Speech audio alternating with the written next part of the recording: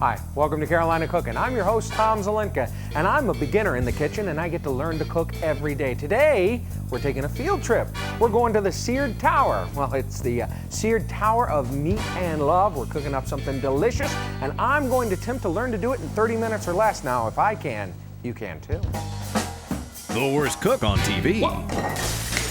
And the best chefs in the Carolinas. Not to worry, we're trained professionals. If you can learn a lot from your mistakes, you'll learn the most from Carolina Cooking. And a shrimp. If Tom can do it, Looks delicious. so can you. Now that's Carolina Cooking. Wow, this is incredible. Joining us today in the Hat Cove Viking showroom to show us how to cook an incredible cut of steak is a fantastic chef from Cava in Salisbury, North Carolina, Chef John Mascardini. John, thank you for coming out and bringing the filet mignon that we're about to cook. Exactly. I don't know anybody who really doesn't enjoy filet mignon, except for, I guess, vegetarians wouldn't then. But carnivores, definitely. Most definitely. Filet mignon would be kind of the top of what they like to cook. Epitome. So this is a tower, seared tower of love and meat. We have the filet mignon on top. Then what's directly underneath? It's a red onion and then a Gorgonzola Polenta, which is incatenata. Oh, yeah, which means little feet in Italian. Gorgonzola, little feet. Actually chained together. Chained together. So basically it's chained together with polenta. Little feet is il cacandina. Right. Yeah. So this is what we're attempting to cook, and where do we need to begin? We need to begin with a demi-glace, which is brown sauce and tomatoes and wine reduced together. Okay. Right here. Right here in Very this skillet. basic. We have brown sauce or brown stock. Where does brown sauce come from? What is brown sauce? Bone marrows and cow beef bones. Really? Basically. Yep. And you just put them in like a Big pot with a bunch of vegetables and boil it for a day. Like beef stock, but only with the bones and everything. Ooh. It's getting hot.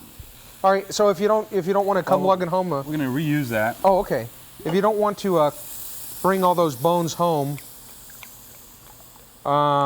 then you could just go to the store and get some brown sauce. Right, or you can also buy already made demi-glace for you. Okay, red wine going in here? Right, equal parts of red wine and brown sauce. Oh, good to know. All right. Alrighty. And then we want to add a bay leaf to it. That smells nice already. One bay bay leaf. leaf.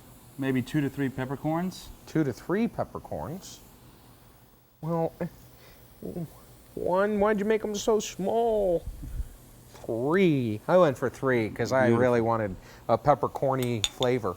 And so now that's got to just reduce down, and do I need to keep stirring it? Or? No, you can just leave it alone. Okay. Now we need to move over to our polenta. Polenta? Right. What's up here up front bubbling? It's chicken stock. Chicken stock? Right. So we got about a cup of chicken stock in there. Okay. And we're going to add, we need to take a whisk. We've got a whisk, one whisk. Some polenta. That would be in here. Here, how about Thank you. I use the polenta for it. We got to keep whisking it now. Ooh, it's thickened. It's taken it all. And do we need water? Yeah, water would be a good thing right about now. Do we need wine? Wine. I've gone and done it and made my polenta all lumped up and stuff. So this isn't a good thing, huh? No, that is a very bad thing. That's all dried. That's what you don't want to do. Okay. If you want to show the folks at home. Good example of what I don't. How long does the polenta need to cook? For about 3 minutes. Okay. We had butter, Parmesan, and Gorgonzola. Basically, you added too much polenta. You didn't have enough stock in there. Oh, because I thought I was supposed to add it all. Right. I didn't know. I misinformed you. Okay. That's my fault then. Yeah. No. So we can come back to that? We can come back to that. All right, fantastic. So then what can I do now? What can I mess up now? What possibly here in the kitchen could I possibly mess up now? Well, I messed up too, Tom. It's I forgot okay. to add a shallot to my brown sauce. Wow. So we can maybe cut a little shallot. What we're going to do is we're going to just edit this entire part out of the show, and when we come back, magically, we're going to have magic polenta fixed here, and then magically onions are going to be in our brown sauce when Carolina Cooking continues.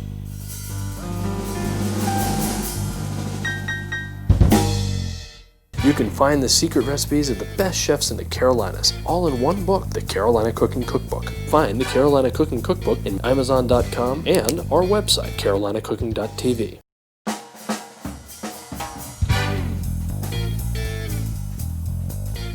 Welcome back to Carolina Cooking. I'm your host, Tom Zelenka, here with Chef John Mascardini. And You ever have one of those days in the kitchen where just stuff doesn't seem to work out for you, go right? Even when you have a chef standing right here beside you, it just seems to go wrong. You ever have one of those days in your kitchen? Yeah. Yeah, our polenta, not really exactly as we wanted it. So what we're gonna do is we're gonna do something we've never done before. We're gonna do a little TV magic here to fix everything so we can move on. Let me get my magic wand OTV here and bling! And let's take a look. Oh, nice. Yes, excellent. That's what we wanted. That's what we want. Oh, okay. Oh, and we needed some shallots back here in our demi-glaze, right? So again, little TV magic there. Break out the A wand. little, ready? And let's take a look and see if our shallots are in. Oh, ready? Oh, looking nice and already kind of simmered down to where we needed it. So I'm going to set this aside right here and let it bubble a little more on the other side. Swatch skillets. And what else do we have to do with our polenta now that it's perfect? Perfect. Magically perfect. You need to add some butter to it. Okay. So about half of that butter. 1/2 a teaspoon, or that's about a tablespoon or two, right? The gorgonzola. All?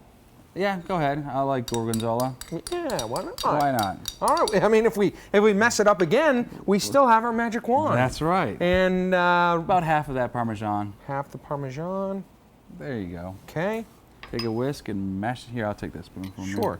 And whisk it all together in here? Yeah. Okay. And Perfect. is it? That is beautiful. Wait, sure we don't have to get out the magic wand again? Yeah, I'm sure. How do you get all this stuff out of the center there like that? Exactly what you're doing. Oh, right okay. there. So we're calling that one done? Yep, we're calling that done. All right, fantastic. I'm just going to turn that down a little bit as it bubbles and swap out here. We're going to set this aside. We're going to leave our pans on here to heat for another step that we're going to do. And if you don't have a magic wand at home, the entire recipe and how to actually do it will be on our website, and you'll be able to find it there minus the step of the magic wand. Right. So what's next? What do you want me to do next? Oh, we need to take the polenta out of the pot and put it on your plate to let it cool. And why are we doing this? Basically because we need to cut a medallion out of it and get it a shape so we can put it on our plate. Okay. There we go. And just smooth it out? And just smooth it out with your spatula. Okay. There And you go. how long do you have to let it cool? About 10 minutes or so. Would it help to put it in the fridge or the freezer? Yeah, you can put it in the refrigerator and it'll cool down a lot quicker. Could you put it in the freezer if you were impatient? Freezer, you don't. It doesn't take that long. Okay. You don't need the freezer. All right, so we're going to set this aside. Yep, we'll set this right aside. And what's the next step? The onion. Onion. We got to cut an onion. We're looking for a 1/2-inch medallion, pretty much. This is for the underneath that we sear up with the steak. Exactly. Okay, so I'm just going to slice through here? Yeah, just slice right down. Okay. Now I'll go about a 1/2 inch. 1/2 inch. There you go. Do I need to take the outside off of it? You can cut a little slit right there on the side and take the outside if you want, but that seems like a pretty clean one. There you go. Oh, look at that. Nice. All right. And this is what we're cooking with the steak, right? Exactly. Okay, are we ready to do that? Well, actually, we should put it on our plate and season it first. Gotcha. What do we need for seasonings? A little salt. Okay. Mm-hmm. And pepper. Salt. Sorry, I overlooked it All right, completely. no problem. Salt on the onion too? On the onion and on the filet. Is that enough or is that too much? We need to do the other side as well. Okay.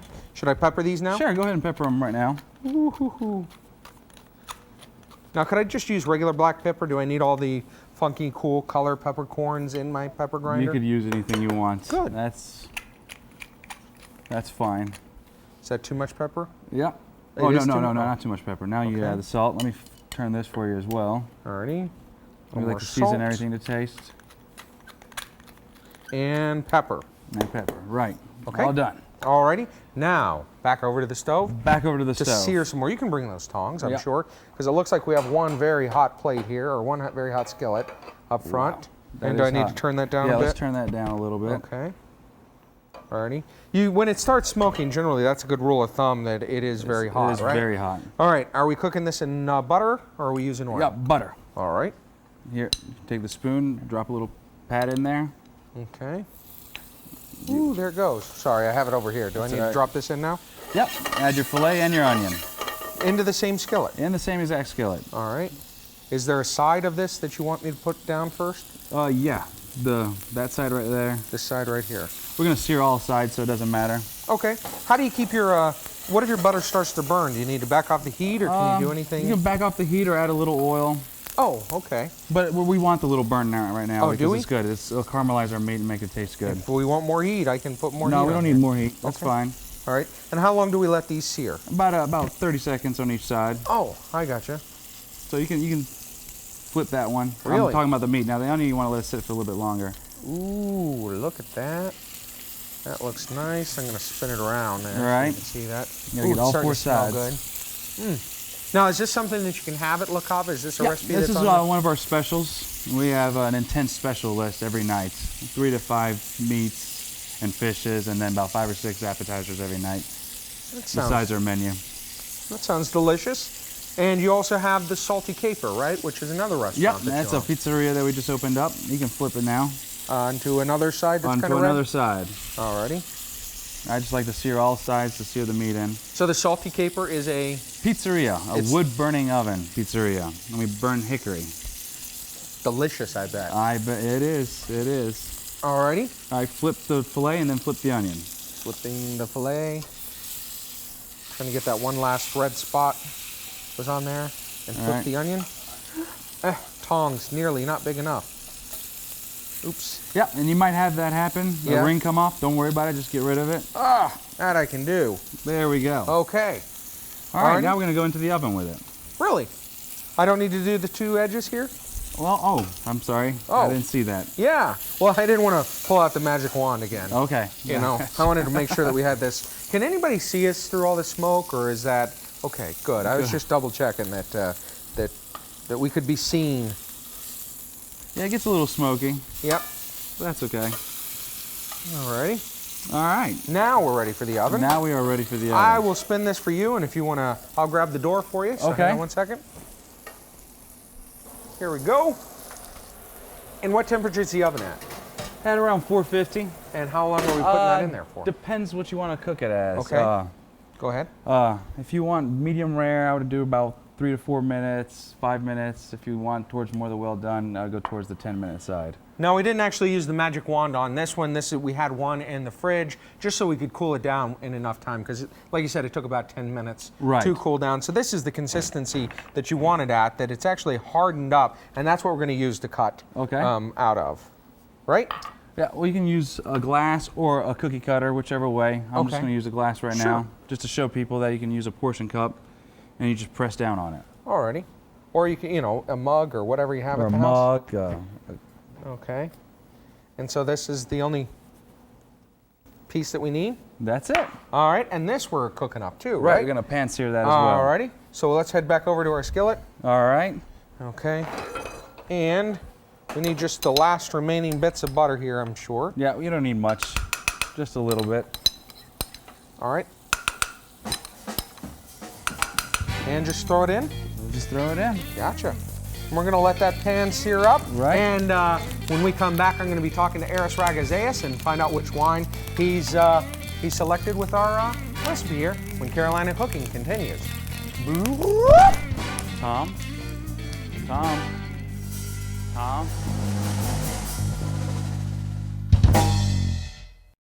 The Carolina Cooking Cookbook is in stores now. You can find the secret recipes of the best chefs in the Carolinas, all in one book, the Carolina Cooking Cookbook. Find the Carolina Cooking Cookbook in Barnes & Noble, Target, Borders Books, Amazon.com, and our website, carolinacooking.tv. That's right, carolinacooking.tv. All the recipes you've seen on the show, wine pairings, advice from the chefs, and Tom. Get the secret recipes of the best chefs in the Carolinas in the Carolina Cooking Cookbook.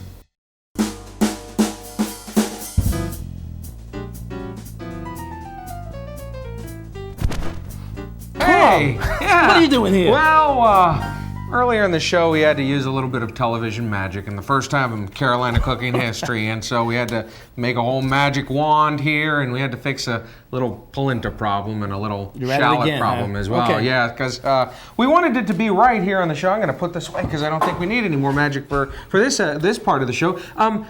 You know, we're making up a fillet, a cut of beef, and we're you know cooking it up with some shallots in a wine sauce, and then we're also doing a polenta. Okay. Now, I'm assuming beef means a nice beefy red wine, right? Exactly. Okay, And good. I got just the ticket for you. Okay, what? This is a Fry Brothers Reserve Cabernet Sauvignon. Fry Brothers? They're the guys that own it? Well, they're the original owners. Okay. Way back when, 1890. Long time ago. Okay. Now, the Gallo brothers, E&J Gallo Winery. Yeah. They discovered this winery a long time ago. They discovered the vineyard, and since 1930 had contracts to buy the grapes from them. And in 1978 actually bought the vineyard. Okay. Now, a lot of people think of Gallo as a jug wine producer, but unbeknownst to most people, they have gone and bought up a lot of the really premium vineyards in the Alexander Valley and in other parts of Sonoma. So and they're making some really top-of-the-line wines now. Now, a serious question, Eris. So the Fry Brothers had it about 1890, and were they nice guys? Tell me, Eris, how were they? I'm not that old now. Alrighty, so this is going to be from an old vine? No, they've been replanting these things on and Okay, off, all okay? right, okay. But the appointed, this is very classic Cabernet Sauvignon from California, which means ripe fruit flavors. Okay. They typically talk about Cabernet flavors resembling black currants. I like, Dark is that like red fruit. blackberry? Is that like, Not quite, more like a but licorice? close. Or a, No, not licorice, but because I didn't get licorice at all. just think of dark red fruits, okay? all right. And now there is some oak in here, but it's kept to a minimum, it's like a complexing spice rather than trying to overwhelm it like a lot of wines Now, do. is a Cabernet Sauvignon, is that a classically also a Californian wine, or is it grown in other regions as well? And Cabernet Sauvignon is considered one of the world's great red grapes because it makes great wine, but also it's very, very friendly to a lot of different climates. Okay. You can plant Cabernet almost any place and it'll make a good wine, and oftentimes a really great wine. And in Sonoma and in Napa in California, it makes some of the best wines in the world. oh, all right. Unique and different from other great areas like Bordeaux, Yeah. Australia, a lot of places making great Cabernet. Okay. All right, so the Cabernet Sauvignon is kind of like the weed of the grape family, then, right? I wouldn't put it. Okay. All right. Well, It's very friendly for climate, very friendly to the winemaker. They have a very easy time of making the wine in the winery, so it's just great wine all around. well, I thank you, Eris, for another great bit of information. Okay. And I got to get back to the kitchen when Carolina Cooking continues. The weed, come on. Go to carolinacooking.tv for the recipes featured on this show. Plus, on carolinacooking.tv, you'll find more information on the wines, chefs, and foods of Carolina Cooking.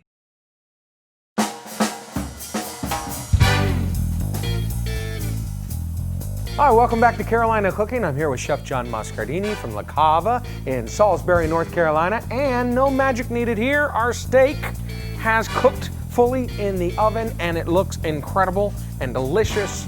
And go ahead and set it up there if you All want right. to, John. How do we know, though, that the steak is done? What's a way to test that the steak is done? We always feel our meat to see how it's done. The good trick is to tighten up your fist and just feel the little area right there. This area right here? Right there. Okay, And the big tighter meaty the fist part? is, that's well done. Just Nice let tight go a fist, little bit. okay. That's medium well. Uh-huh. Go a Get little more? A little more. It's medium rare Okay. and rare. And loose hand is rare? Loose hand is like completely rare. Okay, all right, Which is- so... I'm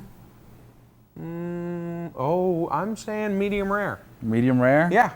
Am I wrong? Am I a little off? I think it's medium. Okay, all right, well, we'll check it out here in a second. All right. What do we need to do first before we plate it all We up? need to strain our demi-glace. Okay. I have a strainer. I have a demi-glace in a skillet here. Right? And... Sorry. That's okay. Ooh, I apologize now. Woo! We have to get out our magic wand again, I guess. No, we're just gonna strain out and use what little we've had here. Alrighty. Is that good? That looks great. Alrighty. Can you use demi-glace on any other cuts of meat other than beef? Yeah, it's great on chicken. Really? Chicken? Yeah, pork.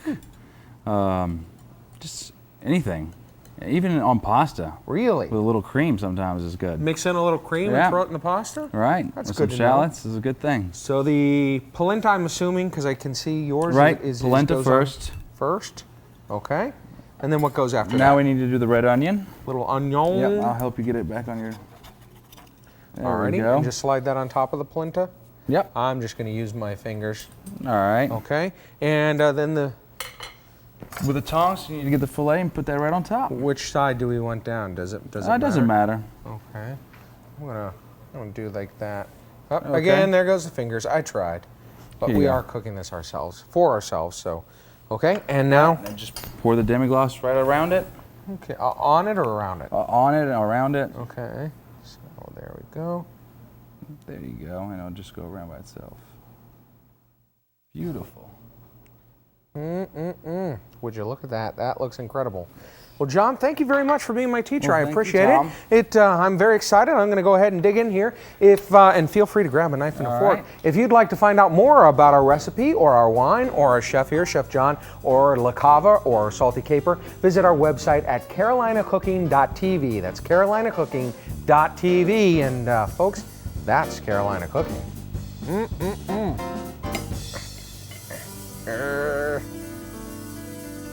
Oh, hey, I'm saying medium. What did I say? Medium rare. Medium rare. Yeah, I was trying to change my vote last time.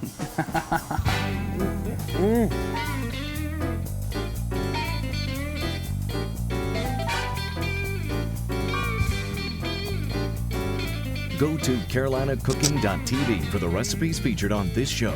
Plus, on carolinacooking.tv, you'll find more information on the wine, chefs, and foods of Carolina Cooking. That's carolinacooking.tv. Carolina Cooking is filmed on location at the Hadco Viking Showroom at 101 West Worthington Avenue in Charlotte, North Carolina. To find more information or a Viking showroom near you, call 1-800-241-9152 or visit hadco.net.